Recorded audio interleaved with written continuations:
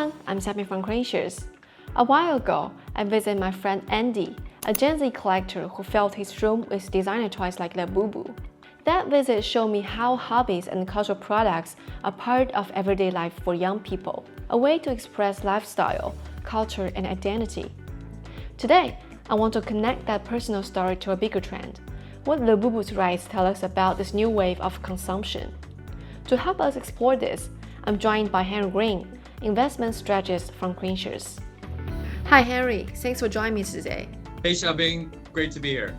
I'm very excited to get some of your thoughts on the recent Labubu phenomenon. I was curious why Labubu can get so much heat and what does it tell us from your perspective? I think that Labubus were very uniquely able to establish this emotional connection with their consumers. And it's very rare that a brand is able to establish such a strong connection, an identity connection, an emotional connection with its buyers. And I don't even think that Pop Mart anticipated this much popularity for this single product, right? I mean, we've seen some of them are being sold at auctions like pieces of art, right? So this is a really interesting and rare phenomenon. How long do you think this trend can actually continue? Well, Labubu specifically, I don't know. I mean, I think it can last a lot longer than online memes. But I think the larger trend that will stick around is China doing more what are called cultural exports. So Japan and Korea are the best examples of this in the modern age. Some estimate that Japan and Korea do over $10 billion in cultural exports every year. So this is something that China has not been able to do.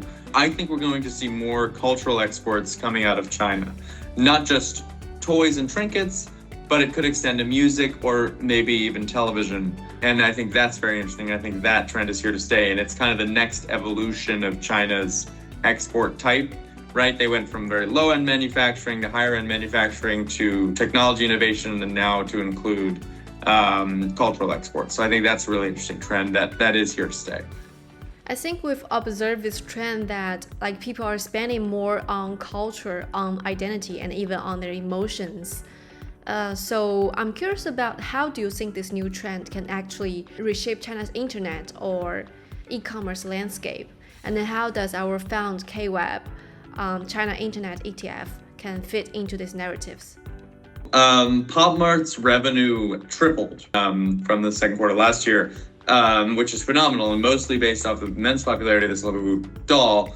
Pop Mart is not in the KWEB portfolio, but what is in the KWEB portfolio are the platforms where we could see a lot of this cultural exchange occurring. So of course there's Alibaba where you can actually buy a Labubu, right? But also we've seen performing quite well are media platforms. Good examples of this are Kuaishou and IT. And these have done very well so far this year. And I think these platforms could be the mediums for the distribution of China-originated cultural content, right? And I think that's really positive potentially for these platforms, right? So it'll be interesting to see what that looks like and what impact that has on these companies. But I think it could be very positive for these platforms, especially where they get types of exclusivity and get more known in the US and worldwide. Kuaishou has done a very good job of selling its AI video creation worldwide. And so now I think they can move those users into actually becoming consumers of content that's published on Kuaishou, but we'll see. Okay, thank you so much, Henry, for explaining all the questions. Let's talk soon.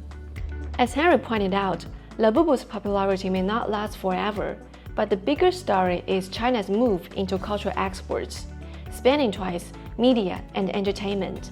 And the platforms in our KWEB portfolio, like Alibaba, JD, Pinduoduo, Kuaishou, and iQIYI, are the ones enabling these cultural exchanges to reach global audiences. That's what makes this trend important, not just for consumers, but for investors watching China's internet and e-commerce landscape evolve. Thanks for watching, and stay tuned for more stories on China's consumer and internet company. I'm Xiabing. I will see you next time.